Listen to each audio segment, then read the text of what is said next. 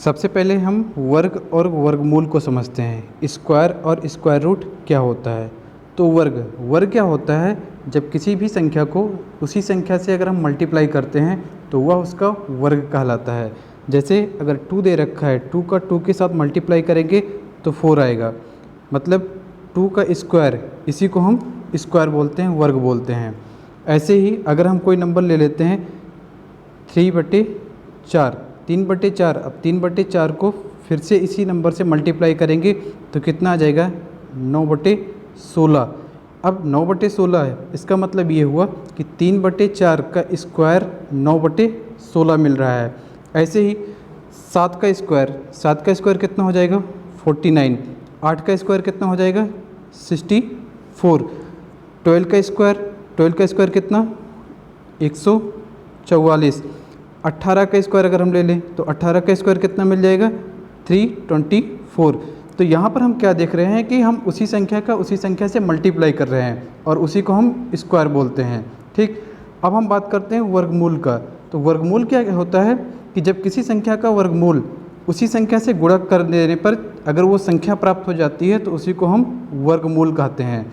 जैसे मान लेते हैं कि 9/16, ठीक, ये 9/16 दे रखा है, तो 9/16 किसका वर्गमूल है, तो 9/16 किसका होगा, 3/4 का, तो ये वर्गमूल हो जाएगा। और वर्गमूल को हम जो डिनोट करते हैं, जो सिंबल होता है वर्गमूल का, वो ये रूट होता है, तो इसी को हम स्क्वायर रूट बोलते हैं और ये चीज़ स्क्वायर होता है। अब ऐसे ही मान लेते हैं जैसे स्क्वायर रूट 25, यानी कि 25 किसका वर्गमूल है, तो 25 किसका वर्गमूल हो जाएगा, 5 का। अब ऐसे मान लेते हैं स्क्वायर रूट 144, ये किसका वर्गमूल है, तो ये हो जाएगा 12 का, तो इसी चीज़ को हम वर्गमूल बोलते हैं। एक एग्जांपल हम और लेते हैं, जैसे अभी हमने किया था 0.16, तो 0.16 ये किसका वर्गमूल होगा, तो ये हो जाएगा 0.4 का। ऐसे अगर हम मान लेते हैं स्क्वायर रूट 256, यानी कि ये किसका वर्गमूल हो जाएगा, तो ये वर्गमूल हो जाएगा 16 का। तो इस तरह से हम वर्गमूल और वर्ग इसको हम निकालते हैं। तो ये होता है वर्ग और वर्गमूल। ये चीज़ हमेशा याद रखना कि वर्गमूल हमेशा स्क्वायर रूट में होता है, मतलब कि ये इसका सिंबल होता है और इसको हम इस तरह से रिप्रेजेंट करते हैं। परफेक्ट स्क्वायर क्या होता है, जिसको हम पूर्ण वर्ग बोलते हैं, तो इट इज एनी नंबर। अब नेक्स्ट हम पूर्ण वर्ग की बात करते हैं, जिसको हम परफेक्ट स्क्वायर बोलते हैं। तो परफेक्ट स्क्वायर क्या होता है, जब किसी नंबर को, यानी कि if a is any number then a square, अगर ए कोई एक नंबर हो तो ए स्क्वायर क्या होता है, वह एक परफेक्ट स्क्वायर होता है, पूर्ण वर्ग होता है। अब जैसे अगर हमको चेक करना है कि कोई नंबर पूर्ण वर्ग है कि नहीं, जैसे एक एग्जांपल हम लेते हैं 360, हमको ये चेक करना है कि 360 पूर्ण वर्ग है कि नहीं। तो हम करते क्या है, इसका वर्गमूल निकालते हैं, और वर्गमूल दो तरीके से निकाला जाता है। एक होता है गुणनखंड विधि, दूसरा होता है भाग विधि।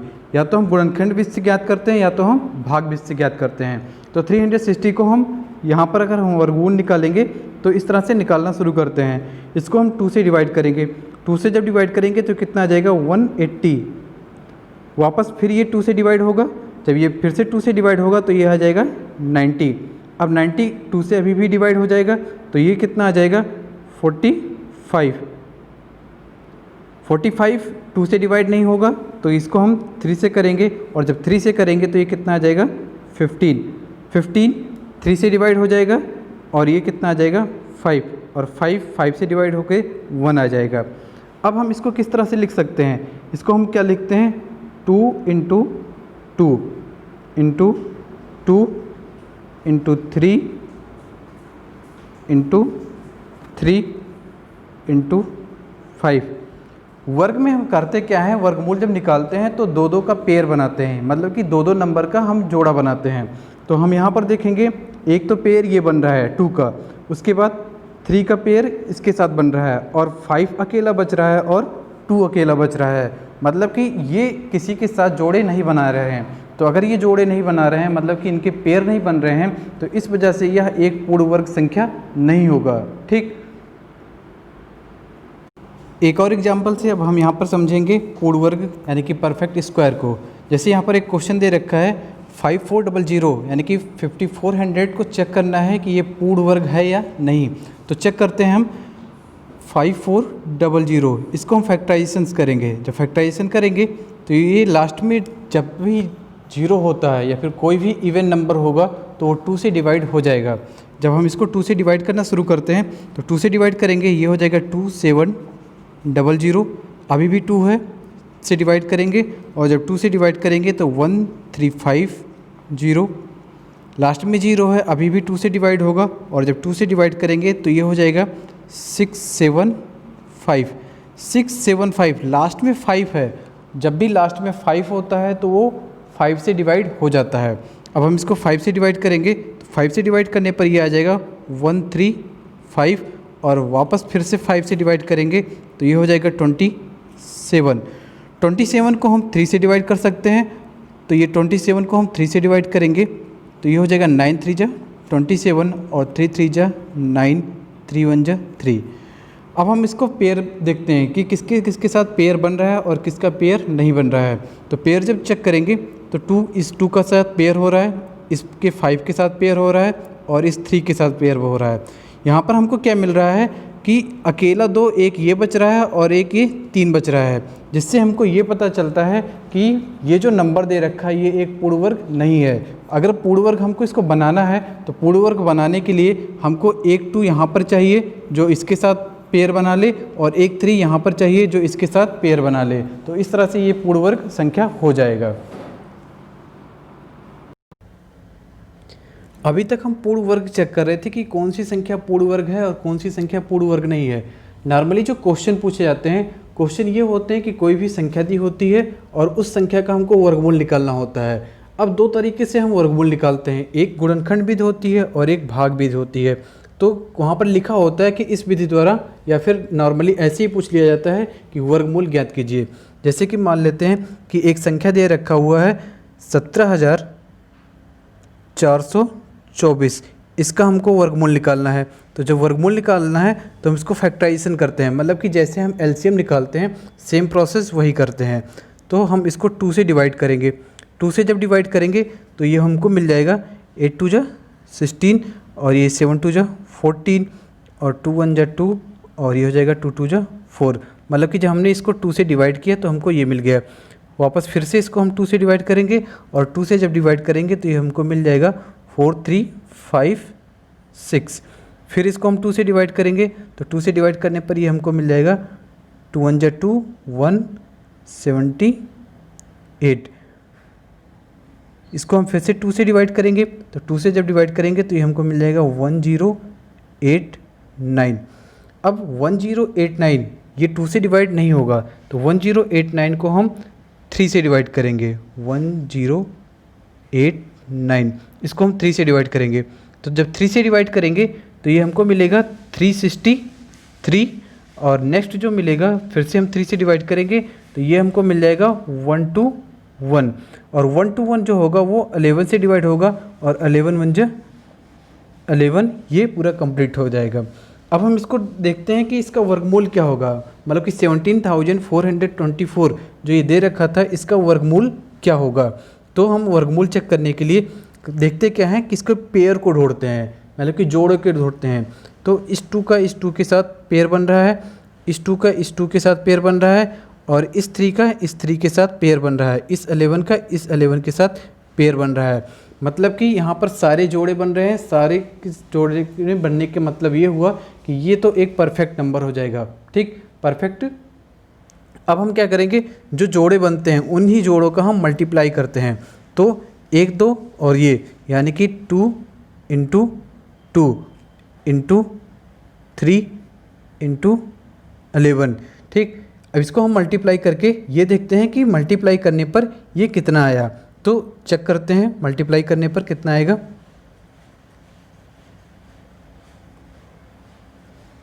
देखिए जब हम इसका मल्टीप्लाई करते हैं तो मल्टीप्लाई करने पर 2 2 जा 4, 4 3 जा 12 और 12 का 11 के साथ मल्टीप्लाई करेंगे तो ये हमको मिल जाएगा 132।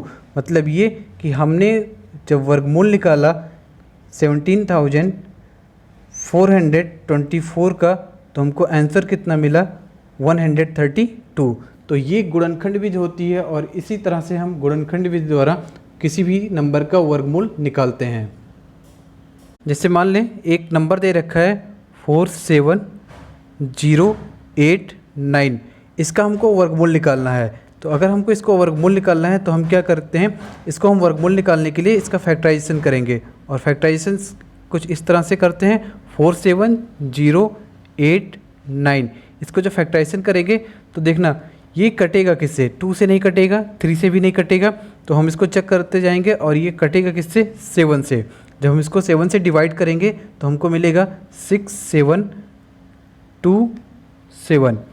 वापस फिर से हम इसको 7 से डिवाइड करेंगे तो 7 से डिवाइड करने पर ही हमको मिल जाएगा 961। 961 ये कटेगा नहीं तो ये कटेगा 31 से, ठीक, 31 से कटेगा, यानी कि 31 से जब हम इसको काटेंगे तो 31 जा,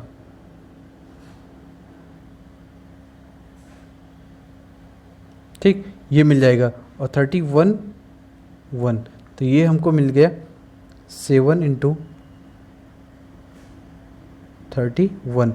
एक पेयर ये बन रहा है इसके साथ और एक पेयर इस 31 का बन रहा है, तो ये मल्टीप्लाई करने पर कितना आ जाएगा 217। मतलब कि इसका जब हम वर्गमूल निकाले तो वर्गमूल निकालने के बाद हमको 217 आंसर प्राप्त हुआ। अब नेक्स्ट यहाँ पर एक नंबर दे रखा हुआ मिक्स फ्रैक्शन में 6 होल 1/4, इसका हमको वर्गमूल निकालना है। तो मिक्स फ्रैक्शन को सबसे पहले हम चेंज करेंगे, 6 का यानी कि इन दोनों का मल्टीप्लाई करेंगे और 1 के साथ ऐड कर देंगे, हमको इसका वर्गमूल निकालना है। तो 6 4 जा 24 और 1 25, तो ये हो जाएगा 25/4। इसका जब यानी 25 किसका स्क्वायर होता है, 5 का, तो ये हो जाएगा 5। 4 किसका होता है, 2 का, तो इस तरह से ये हमारा आंसर हो जाएगा। ठीक, अगला क्वेश्चन दे रखा है 0.09196। अगर थोड़ा सा भी अगर आपको नंबर का स्क्वायर याद होगा तो 196 स्क्वायर होता है किसका, 14 का। अगर नहीं पता तो करेंगे क्या, हमको इसको सबसे पहले 0 को हटाना है, तो यहाँ पर 1, उसके बाद जितने डिजिट होते हैं उतने हम 0 लगा लेते हैं, तो ये हो जाएगा 196/10,000। ठीक, इसका हमको निकालना क्या है, वर्गमूल निकालना है। तो 196 किसके लिए होता है, 196 होता है 14 के लिए, और 10,000 किसके लिए होता है, तो 10,000 यानी कि ये हो जाएगा 100 के लिए। ठीक, तो 100। अब ये आंसर कितना हो जाएगा, अगर पॉइंट में हमको पता करना है तो पॉइंट में कितना हो जाएगा, 0.14, ये हमारा आंसर हो जाएगा। 0.14 ये हमारा आंसर हो जाएगा। ऐसे ही एक और क्वेश्चन की बात करें 42.25, इसका हमको वर्गमूल निकालना है। तो सबसे पहले फिर वही काम करेंगे, सबसे पहले हम इसके पॉइंट को हटाएंगे। तो पॉइंट को हटाने के लिए क्या करेंगे, ये हो जाएगा 4225/100। ठीक, अब इसका हमको वर्गमूल निकालना रहेगा। तो अब देखेंगे इसको हम सॉल्व कितना कर सकते हैं। तो 25 से इसको काटेंगे, 25 4 जा 100, और इसको 25 से डिवाइड करेंगे तो ये हो जाएगा 169। तो हमारे पास क्या मिला, 169/4। ठीक, 169 किसका स्क्वायर होता है, 13 का स्क्वायर, और 4 किसका स्क्वायर होता है, 2 का स्क्वायर। इसको अगर हम डेसिमल में लेकर जाएंगे यानी कि डिवाइड जब करेंगे तो ये हो जाएगा 6.5। तो इस तरह से हमारा जो आंसर आएगा वो 6.5। तो ऐसे ही नॉर्मल क्वेश्चन होते हैं, कुछ फ्रैक्शन में दिए होते हैं, कुछ पॉइंट में दिए होते हैं, और उनका हमको वर्गमूल निकालना होता है। अच्छा यही होगा कि आप कम से कम 20 तक के नंबर का वर्गमूल यानी कि 20 तक के नंबर का स्क्वायर पता रहे। ठीक, तो आप जल्दी से उसको आसानी से सॉल्व कर सकते हैं। अब हम नेक्स्ट देखेंगे कि हम भागबिज से किस तरह से वर्गमूल निकालते हैं, यानी कि हम भागबिज द्वारा वर्गमूल को कैसे निकालेंगे। एक क्वेश्चन है 625 अगर ऐसे देखा जाए तो 625 किसका वर्गमूल होता है, 25 का। इसको हमको भागबिज द्वारा निकालना है। क्वेश्चन पूछ लिया जाता है कि इस विधि द्वारा कीजिए, तो अगर भागबिज द्वारा निकालना है तो भागबिज द्वारा करते कैसे हैं, ध्यान से देखिएगा। सबसे पहले हम इसको पेयर बनाते हैं, ये वर्ग निकालना है तो यानी कि 2 का पेयर बनाते हैं। तो इन दोनों का पेयर बन जाएगा 25 एक साथ, आगे कोई भी नंबर नहीं, यही हो गया 6, इसका हो गया। ठीक, उसके बाद हम देखेंगे ये किससे कटेगा। ठीक, अब अगर हम देखेंगे तो ये किससे कटना चाहिए, तो 3 से अगर करेंगे तो जो भी नंबर लेते हैं उसी नंबर का उसके साथ मल्टीप्लाई करते हैं। जैसे अगर हम यहाँ पर 3 ले लें तो 3 3 जा 9, तो 9 6 से ज़्यादा हो जाएगा, तो यहाँ पर हम क्या लेंगे, 2 लेंगे, और जो नंबर लेते हैं उसी के साथ मल्टीप्लाई, तो 2 2 जा, ठीक, तो 2 2 जा कितना होता है 4, ये हो गया। 6 से 4 को माइनस करेंगे कितना आ जाएगा 2, और जो भी नंबर यहाँ पर आया है यानी कि जिस नंबर से हमने किया है उसी नंबर को फिर से एक बार हम ऐड कर देते हैं, तो 2 और 2 को ऐड करेंगे कितना आ जाएगा 4, ये 2 हो गया।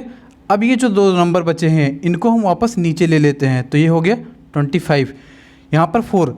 अब 4 के बगल में मतलब कि यहाँ पर हम कौन सा ऐसा नंबर लें, और जो नंबर लेंगे उसी का उसके साथ मल्टीप्लाई करेंगे। यहाँ पे हम 5 ले रखे हैं, तो जैसे देखना ये हमने 5 ले रखा है, मतलब कि जो नंबर ले रहे हैं उसी नंबर का मल्टीप्लाई, तो ये 5 का मल्टीप्लाई करेंगे तो 225 आ जाएगा, तो यहाँ पर भी 5, और ये जब मल्टीप्लाई करेंगे तो ये हो जाएगा 225, और इस तरह से ये पूरा कंप्लीटली कट जाएगा, और जो बच क्या रहा है 25, तो ये 625 का जो स्क्वायर होगा यानी कि 625 का वर्गमूल जो होगा वो 25, और इस तरह से हम भाग भी द्वारा इसको निकाल लेते हैं। नेक्स्ट क्वेश्चन है, क्वेश्चन ये है कि 5 अंकों की बड़ी से बड़ी पूर्ण वर्ग संख्या बताइए। तो 5 अंकों की बड़ी से बड़ी संख्या क्या होगी, यानी कि 5 टाइम 9, बड़ी से बड़ी पूर्ण वर्ग संख्या हमको बताना है, पूर्ण वर्ग संख्या बताना है। तो हम इसको सबसे पहले क्या करेंगे, भागविद द्वारा इसका वर्गमूल निकालते हैं, और भागविद द्वारा वर्गमूल निकालने के लिए एक बार फिर से सीखिएगा। सबसे पहले क्या करते हैं, पेयर बनाते हैं, तो पेयर इन दोनों का पेयर बन जाएगा, इन दोनों का पेयर बन जाएगा, और ये 9 हो जाएगा, ठीक। अब हम देखेंगे कि ये किस नंबर से कटेगा, 2 2 जा 4 नहीं, 3 3 जा 9, तो ये 3 से हो सकता है, तो यहाँ पर हो गया 3 और 3, तो 3 3 जा 9। जो नंबर यहाँ पर होता है उसी नंबर को हम ऐड कर लेते हैं, तो जब हम 3 का ऐड कर लेंगे तो मेरे पास कितना आ जाएगा, 3 और 3 कितना हो जाएगा 6, और ये 9 तो कैंसिल हो चुका है। अब हम यहाँ पर 99, इन दोनों नंबर को हम यहाँ पर नीचे ले लिए 99। फिर वापस हम यहाँ पर कौन सा ऐसा नंबर लें, तो यहाँ पर 6 दे रखा है, 6 के साथ अगर हम 1 कर लें तो 1 का मल्टीप्लाई करेंगे तो ये 61 हो जाएगा। अगर यहाँ पर हम 2 लें तो 2 2 जा 4, 6 2 जा 99 से ज़्यादा हो जाएगा, तो यहाँ पर हम 1 ले लिए, और यहाँ भी 1 का हम मल्टीप्लाई किए तो ये हो गया 61, और जब ये जो नंबर ले रहे हैं फिर उसी नंबर को हम ऐड करते हैं, तो 61 में 1 को ऐड कर लेंगे तो ये हो जाएगा 62, और 99 61 इसको जब हम माइनस करेंगे तो माइनस करने पर हमारे पास आ जाएगा 38, और ये दोनों 99 जो है ये इसके बगल में आ जाएंगे। तो इस तरह से हमारे पास बच क्या रहा है, हमारे पास जो बच रहा है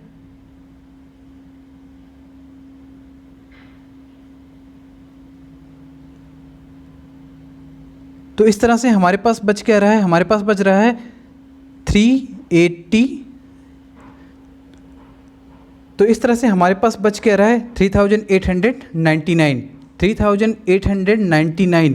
इसको जब हम सॉल्व करने शुरू करेंगे तो 3899 62, मतलब कि यहाँ पर हम लिखते हैं 3899, ठीक। इसको हम किससे कर रहे हैं 62 नीचे बच रहा है ना, तो 62। अब हम 62 के बगल में ऐसा क्या लें, ठीक, क्या लें कि वो इसके साथ हो जाए, तो यहाँ पर चेक करना पड़ता है। जैसे यहाँ पर 62 है, अगर हम यहाँ पर 4 ले लेते हैं तो 4 का जो नंबर लेंगे उसी नंबर का मल्टीप्लाई, 4 4 जा 16, ठीक। तो यहाँ पर हमने क्या ले लिया 6 ले लिया, यहाँ पर 6 ले लिया 62, यानी कि 626 हो गया। 626 को अगर हम यहाँ पर 6 बार यानी कि 6 बार कर रहे हैं तो यहाँ पर 6, तो कितना आ जाएगा 3 7 और 56। इसको जब हम माइनस करेंगे तो 143, 3899 के साथ 3756 को जब हम माइनस कर रहे हैं तो माइनस करने पर हमको मिल कितना रहा है, हमको मिल रहा है 143। तो अब हमको 143, ये जो 143 मिल रहा है ये अब आगे नहीं हो सकता, क्यों, क्योंकि 626 इससे बड़ा हुआ रहा है। तो हमको ये पता चला कि हमारा जो 5 अंकों की सबसे बड़ी संख्या है, जो हमारी सबसे 5 अंकों की बड़ी से बड़ी संख्या है, उससे अगर हम 143 को माइनस कर दें तो वो हमारा आंसर हो जाएगा। तो 5 अंकों की सबसे बड़ी संख्या हमारे पास क्या था 1 2 3 4 5, ठीक। इससे अगर हम 143 को माइनस कर रहे हैं, 143 को माइनस करेंगे तो ये हमारे पास आ जाएगा 99856, ये हमारा आंसर हो जाएगा। क्वेश्चन ये पूछ रखा था कि 5 अंकों की बड़ी से बड़ी पूर्ण वर्ग संख्या बताइए।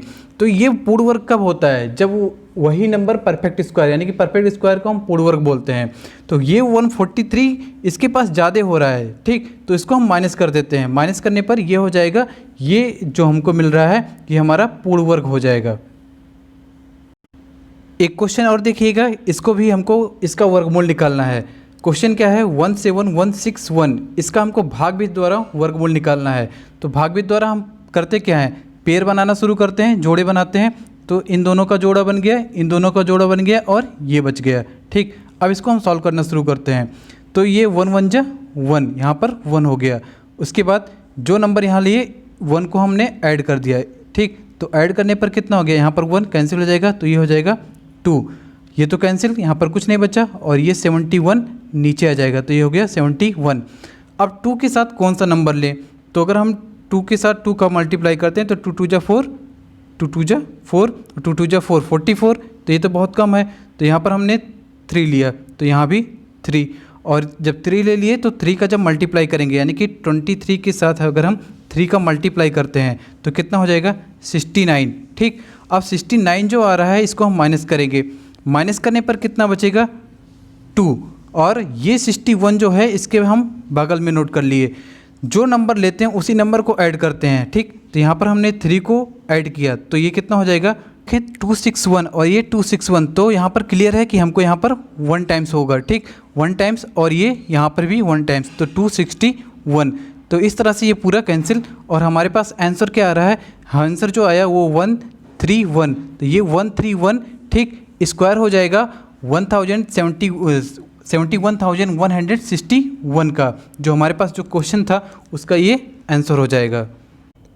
नेक्स्ट क्वेश्चन है, वह छोटी से छोटी संख्या ज्ञात कीजिए जिसमें 9408 में भाग देने से भागफल पूर्ण वर्ग हो जाए। तो छोटी से छोटी संख्या का मतलब ही होता है कि हम उसका एलसीएम निकालेंगे, और एलसीएम निकालने के लिए हमने क्या किया, 9408, इसको हमने इस तरह से एलसीएम निकाला, 2 से डिवाइड किया, ये मिला। जब हमने पूरा एलसीएम निकाला तो देख क्या रहे हैं, अब हमको ये पूछ रहा है कि उसमें हम क्या ऐसा भाग दे दें जिससे कि वो पूर्ण वर्ग हो जाए। तो देखते हैं, इन दोनों का पेयर बन रहा है, इन दोनों का पेयर बन रहा है, इन दोनों का पेयर बन रहा है, और 7 और 7 का पेयर बन रहा है। अगर हम यहाँ पर देखें तो 3 ही एक ऐसी संख्या है जिसका कोई पेयर नहीं बन रहा है, मतलब कि अगर हम 3 को निकाल दें तो ये पूरा जो संख्या दे रखा है वो संख्या पूरा क्या हो जाएगा, पूर्ण वर्ग बन जाएगा। तो निकालने का मतलब ये हुआ कि हम 3 से इसको अगर हम डिवाइड कर दें, तो 3 से अगर हम डिवाइड कर दें तो 9408 ये एक पूर्ण वर्ग हो जाएगा। तो आंसर हो जाएगा कि 9408 से अगर हम 3 को डिवाइड कर दें तो वह पूर्ण वर्ग बन जाएगा। ऐसे एक क्वेश्चन और है, छोटी संख्या, वह छोटी से छोटी संख्या ज्ञात कीजिए जिसमें 1890 में गुणा करने पर गुणनफल पूर्ण वर्ग हो जाए। वहाँ पर था भाग करने पर, यहाँ पर क्या है, गुणा करने पर। तो फिर से हम वही छोटी से छोटी संख्या मतलब कि एलसीएम, हम यहाँ पर एलसीएम यानी कि इसको 2 से डिवाइड किए और ये किए, तो ये जब हम पूरा एलसीएम निकाले, अब हम क्या देख रहे हैं कि इन दोनों का तो पेयर बन रहा है, इन दोनों का पेयर बन रहा है, बाकी 2, 5, 3 और 7 इनका पेयर नहीं बन रहा है। मतलब कि हमको अगर 2 का पेयर बनाना है तो एक 2 और चाहिए, 5 का पेयर बनाना है तो एक 5 और चाहिए, 3 का पेयर बनाना है तो एक 3 चाहिए, और 7 का पेयर बनाना है तो एक 7 और चाहिए। तो अगर हम इस पूरे का मल्टीप्लाई कर दें तो मल्टीप्लाई करने पर 210, तो यानी कि आंसर जो हो जाएगा कि अगर हम 210 का इसमें मल्टीप्लाई कर दें तो यह एक पूर्ण वर्ग बन जाएगा। नेक्स्ट क्वेश्चन है, कक्षा 6 के प्रत्येक छात्रा को उतने ही ग्राम मिठाई दी गई जितने की उस कक्षा में छात्राएं थीं। यदि कुल 1.6 किलोग्राम मिठाई बांटी गई तो ज्ञात कीजिए कि उस कक्षा में कुल कितनी छात्राएं हैं और प्रत्येक छात्रा को कितनी डेकाग्राम मिठाई मिली। ध्यान से देखिएगा, जो मिठाई बांटी जा रही है वो ग्राम में बांटी जा रही है, और मिठाई जो है टोटल यानी कि जो हुए वो कितना है, 1.6 किलोग्राम। तो सबसे पहले हम 1.6 किलोग्राम को चेंज करेंगे ग्राम में। तो हम ग्राम में जब चेंज करने के लिए क्या करते हैं, हमको पता है कि 1 kg में कितने होते हैं, 1000, यानी कि 1.6 का मल्टीप्लाई करेंगे 1000 के साथ, तो ये कितना हो जाएगा, ये हमको मिल जाएगा 1600, ठीक, ग्राम, ये हमको ग्राम में मिल गया। अब ये कह रहा है कि जितनी छात्राएं थी उतने ही ग्राम मिठाई दी गई, तो अगर हम मान लेते हैं कि x छात्राएं थी तो मिठाई भी कितनी दी गई, x ही दी गई, और ये टोटल कितने बटे 1600 इतना हो गया। ये मतलब कितना हो गया x स्क्वायर। इसका मतलब क्या हुआ कि x अगर हमको x इंटू एक्स ये कितना हो गया 1600 ग्राम, यानी कि x स्क्वायर कितना 1006 ग्राम। हमको x निकालना है, तो x का मतलब ये कि इसका वर्गमूल 16 का वर्गमूल, और 16 का वर्गमूल यानी कि अगर हम यहाँ पर ऐसे ही देखें तो 16 किसका होता है 4 का, और डबल जीरो के लिए एक जीरो लगा लेंगे, तो यानी कि ये टोटल कितना हो गया 14, और छात्राओं की संख्या हमने x मान रखा था, मतलब कि छात्राएं कितनी हो जाएंगी x हो जाएंगी। तो हमने क्या पता यहाँ पर हमको क्या मिल गया कि छात्राओं की संख्या यानी कि छात्राएं टोटल कितनी हो जाएंगी, हमको मिल गया कितना 40। अब ये पूछ रहा है कि उसको हमको डेकाग्राम में बताना है कि छात्राओं को जितनी छात्राएं थी उतनी मिठाई मिली। छात्राएं अगर x यानी कि 14 छात्राएं तो मिठाई भी कितनी 14 ग्राम, यानी कि मिठाई भी 14 ग्राम। ग्राम को हमको डेकाग्राम में चेंज करना है, तो डेकाग्राम में चेंज करने के लिए यानी कि ये कितना हो जाएगा 4 डेकाग्राम, तो ये हमारा आंसर हो जाएगा। नेक्स्ट क्वेश्चन है, बच्चों द्वारा एक गांव में 289 वृक्ष लगाए गए, प्रत्येक क्यारी में उतने ही वृक्ष लगाए गए जितने की कुल क्यारियां थीं। ध्यान से समझिएगा, अगर क्यारी कितनी x तो वृक्ष भी उतने ही लगाए गए, यानी कि वृक्ष भी x, और टोटल वृक्ष कितने लगे 289। मतलब हमको क्या बताना है कि प्रत्येक क्यारी में कुल कितने वृक्ष लगे, तो यानी कि हमको क्या निकालना है 289 का वर्गमूल निकालना है। अब 289 का वर्गमूल या तो गुणनखंड विधि से निकालें या तो ऐसे किसी भी तरह से निकाल सकते हैं। तो हमको पता होना चाहिए 289, ये हमको डिवाइड अगर करेंगे तो किससे होगा 17 से डिवाइड, और ये भी 17 से, क्योंकि 17 से ही डिवाइड होगा। तो हमको कितना मिल गया 289 का वर्गमूल कितना आ गया 17, यानी कि वृक्षों की संख्या कितनी हो जाएगी 17। अगला क्वेश्चन है, एक टोकरी में 1250 फूल हैं। एक व्यक्ति किसी नगर के प्रत्येक मंदिर में उतने ही फूल चढ़ाता है जितने कि उस नगर में मंदिर है, मतलब कि उस नगर में जितने मंदिर हैं उतने ही फूल चढ़ाएगा। अगर नगर में 4 मंदिर है तो 4 फूल चढ़ाएगा। यदि उसने कुल 8 टोकरी फूल चढ़ाए, ठीक 8 टोकरी, एक टोकरी में कितना आ रहा है, एक टोकरी में फूल आ रहा है कितना 1250, तो 8 टोकरी में कितना आएगा, तो 8 टोकरी के लिए हम क्या करेंगे मल्टीप्लाई करेंगे 1250, यानी कि इसमें हम 8 का मल्टीप्लाई कर लेंगे। जब 8 का मल्टीप्लाई कर लेंगे तो ये हो जाएगा 10,000, ठीक ये 10,000।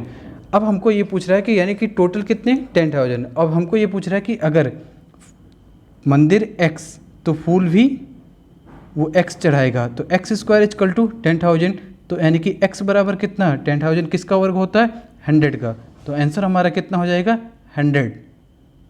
नेक्स्ट क्वेश्चन है, एक सेना नायक ने अपने जवानों की पंक्तियों में खड़ा करके एक वर्ग बनवाता है। बाद में उसे ज्ञात होता है कि 60 जवान शेष रह जाते हैं। यदि उसके पास कुल 8,160 जवान थे तो बताइए कि प्रत्येक पंक्ति में सेना नायक ने कितने जवान खड़े किए थे। अगर अभी तक आपको क्वेश्चन समझ में आए हैं तो ये क्वेश्चन हम देंगे आप लोगों के लिए, और आप लोग इसका आंसर जो होगा वो आप कमेंट बॉक्स में लिखिएगा। सेम क्वेश्चन अभी तक वैसे ही है, मतलब कि ये कह रहा है कि जितने जवान थे उतनी ही पंक्ति करेगा, और ये वर्ग है। अगर जवान x तो पंक्ति भी x, और आगे ये बोल रखा है कि 60 जवान जो थे वो शेष रह जाते हैं, मतलब कि उनकी ज़रूरत हमको नहीं है। तो ये क्वेश्चन का आंसर आप कमेंट बॉक्स में कीजिएगा।